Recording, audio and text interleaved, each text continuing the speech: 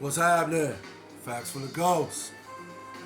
Today's segment, I'm just going to basically give a brief summary on why the Cavs lost game one and their inefficiencies and critical parts of the game.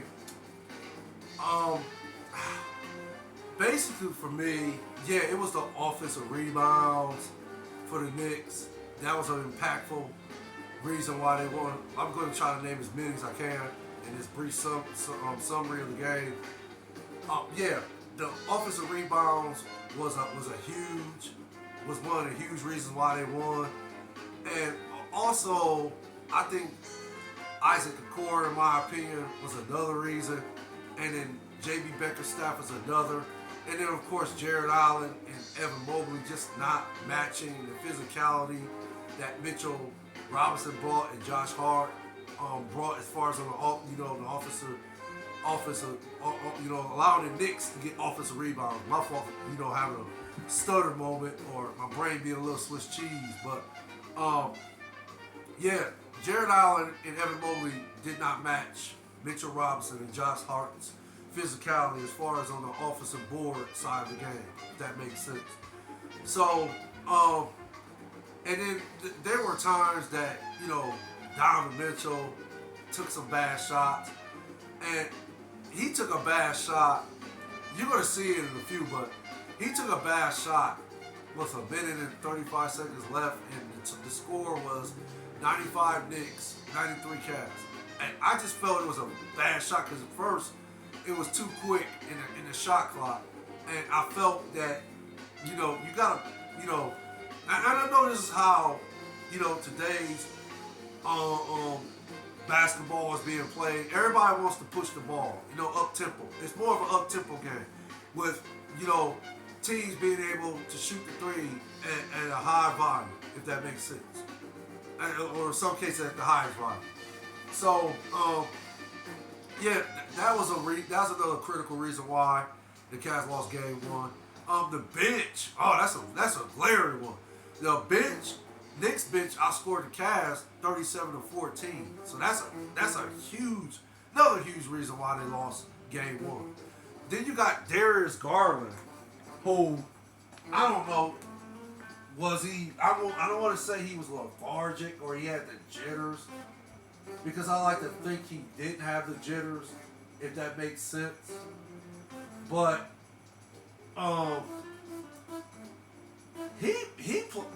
okay. I'm just gonna come out and say it. He had 17 points. Yeah, it's okay. That's cool. But he only had 3 assists, and he had more turnovers than assists. He had 5 turnovers. So, again on a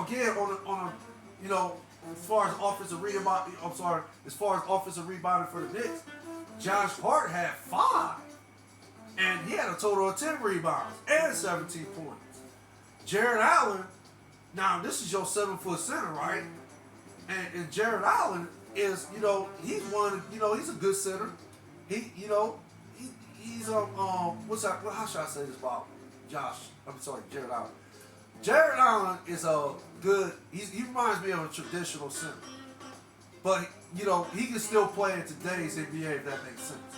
So you expect Jared Allen to bring the physicality that Mitchell Robinson and Josh Hart brought. Which, okay, fine. That wasn't the case because, yeah, Jared Allen had 14 and 11, but he only had 3 offensive rebounds. So, no, that's not going to cut. How you get out rebound on the offensive side of the deep, on the offensive side as far as in defensive rebounding? How you let Josh Hart get more offensive rebounds than you, Jared Allen? So that's another huge reason. Evan Mobley had 8, 11. He had 5 offensive rebounds, but I just don't think his offensive rebounds was impactful like Mitchell Robinson's was. Because I think Mitchell Robinson got a lot of offensive rebounds in the 4th quarter. So, okay, that's another huge reason.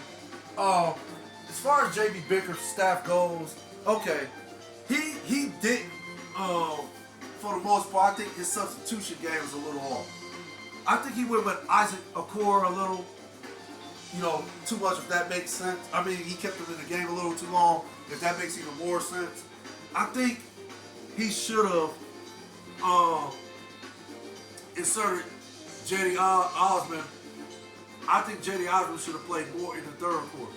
Because, J.D. played some in the third, but as a matter of fact, I know he didn't play all of the third quarter. Isaac Okoro played, the majority of the third quarter, and he played the majority of the fourth quarter, which I think J.B. Bickerstaff, that was a mistake, because all the Knicks were doing, this is how come they were able to get those offensive rebounds. All they were doing was playing off of Isaac Okoro because they knew he couldn't shoot. So, okay, play off Isaac Okoro, let him shoot the ball. Okay, pack the paint.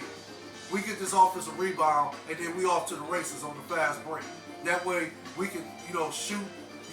We can even take threes and just go straight to the basket, either dunk it or lay it up. So they were getting, that's what was taking place. Not gonna say for the most part. In some critical parts of the game, that's what was taking place. Now, Jalen Brunson, as far as he go, if you listen to some of the Knicks analysts in New York, you would think that, this dude scored 40 points, outscored Donovan Mitchell, of course. He had 40 points. You would think that's what he had. 40 points, 8 rebounds, 6 assists. Let's go with that stat line. You would think, if you didn't watch this game in its entirety, that's exactly what you probably would think. What Jalen Brunson did, the way that New York analysts bragged about. But Jalen Brunson, he hit some big shot. Yeah, that's what you want for your best player. You want him to hit the big key shots in critical situations of a basketball game, especially a playoff game. And that's what Jalen Brunson did. He just hit critical shots. Do I think the defense that was played on him was bad? No, I think it was decent. He just made tough shots. He made tough shots. When you're playing defense, you're supposed to keep the player in front of you, which that's what JD was doing for the most part in the fourth quarter. Again, Jalen Brunson was just hitting a lot of tough shots. But that's what your best player is supposed to do anyway. So I expect Jalen Brunson to do that. Same with Josh Hart. Again, this dude got impactful rebounds and hit some big key shots in the fourth quarter. So, again, basically, for me, those are some other reasons why they lost. But, again,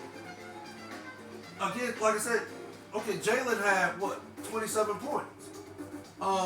Randall had 19 and 10. That's a decent game. But again, like I said, Jalen had 27. Most of those points came in the fourth quarter, late in the fourth quarter, when the Knicks needed them the most, if that makes sense. So I guess that's why the Knicks analysts is, bragging on him all like that today. Because of, the points, when he scored those points, it was in critical parts of the game where the Knicks needed them points. So yeah, if you want to praise Jalen Brunson and say, oh, he came through in the clutch, of course. He did come through in the clutch. But overall, I don't think that, I'll say defensive-wise, the Cavs played a decent game. They only held the Knicks to 101 points. Now, again, most of the teams in the NBA, they only scored, they scored like in the high 120s and so forth. What I've been watching. So, again, I think, like I said, this is clearly my opinion. I'm speculating. I'm not saying everything I'm saying, what my segment is trying to detail about why the Cavs lost this game is accurate, all like that. But I'm just trying to point out, in my opinion, reasons why the Knicks won game one. And I think it was because of two things, actually, or you can say three. Or you want to just say, we can go with three if you like. And it was the offensive rebounding of the Knicks and their ability to get those offensive rebounds. But I think I think the reason why they were able to obtain those offensive rebounds because of J.B. Bickerstaff's, how should I say? His substitution game, it just seemed a little off to me. So I think that's another reason. Then, of course, Isaac Okoro's inability to shoot the ball. But at the same time, he's good on defense. He can shut your best player. Like I said, he can't shut him down, but he can contain him. And make it hard for this guy to score. And I think, yeah, for the most part, that's what he was doing with Jalen Brunson. He was containing. He just couldn't score. It's almost like Isaac Okoro is playing defense for the Knicks, if that makes sense. And what I mean by that is, Isaac Okoro missing all those jump shots. I believe he was 1 for 6. So imagine, you got a guy who's out here shooting wide open shots, and he's only hit 1 out of 6. Okay, I like to think that's giving the Knicks opportunity to get offensive rebounds and push the ball, if that makes sense. So, that's another reason. And again, J.B. Bickerstaff's somewhat substitution game was an issue for them. But, I mean, hey, like I said, can the Cavs bounce back? On paper, I like to think they can. But those are a few reasons why I think the Cavs lost game 1. Do I look for them to tie it up? Yeah, I look for them to tie the game up and it be 1-1 going back to New York. I still got the Cavs winning 4 games and 2, so I mean, we'll see what happens. But they got to make some modifications. J.D. Bickerstaff has to do a better job of substituting players. I mean, he's got to watch this game and do the eye test just like I did. He's got to recognize when Isaac Okoro's out there and he's missing these shots like that, and the Knicks is just constantly out there pushing the ball because he's missing these shots, and they're getting offensive rebounds too on top of that. You got to just recognize and be able to make a call and be like, okay, who am I going to go with here, Jetty or Caris LeVert, or in some cases, put them both in the game to see what happens. Yeah, they're inconsistent scorers. Their play is at times inconsistent, but at least these guys, if they catch a hot hand, they're capable of putting up 20 to 30 points. And this is going to make the Knicks rethink their strategy as far as them packing the paint or leaving a guy wide open. But, yeah, that's basically what I want to talk about in today's segment. Y'all stay safe out there. You and your families stay blessed too. One love. Facts for the Ghost. DJ Lottie Dottie. Later.